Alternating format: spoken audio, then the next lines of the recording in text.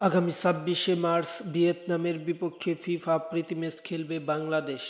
শক্তিশালী ভিয়েতনাম এবং বাংলাদেশের মধ্যকার ফুটবল পরিসংখ্যানটা অবশ্যই সবার জানা দরকার। তাই মূলত এই ভিডিওর মাধ্যমে বাংলাদেশ এবং ভিয়েতনামের মধ্যকার ফুটবল পরিসংখ্যান জানাবো। তার আগে যারা চ্যানেলটি সাবস্ক্রাইব করেননি চ্যানেলটি সাবস্ক্রাইব করে ফেলুন এবং মূলত এখন জানবো বর্তমান পারফরমেন্সে কে এগিয়ে, কে বর্তমানে ভালো করছে, তারপর মূলত পরিসংখ্যান দেখব।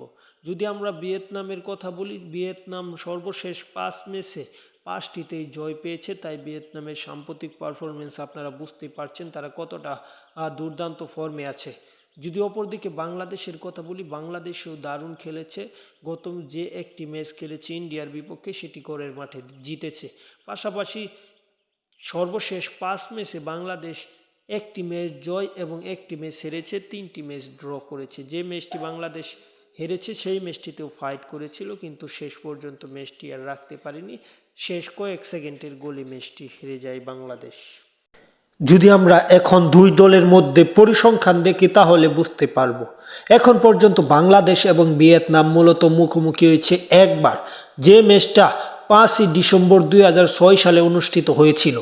যে ম্যাচটাতে বাংলাদেশ দারুণ খেলেছিল তা বলা যাবে না। একটা বাংলাদেশ বাজে ম্যাচ খেলেছে, ভিয়েতনামের বিপক্ষে 5-1 গোলের ব্যবধানে সেই ম্যাচটি হেরে যায় বাংলাদেশ এবং সেই হারটা এখন পর্যন্ত ভিয়েতনামের বিপক্ষে বাংলাদেশের রয়ে গেছে, কেননা তারপর এখন পর্যন্ত আর কোনো ম্যাচ খেলেনি।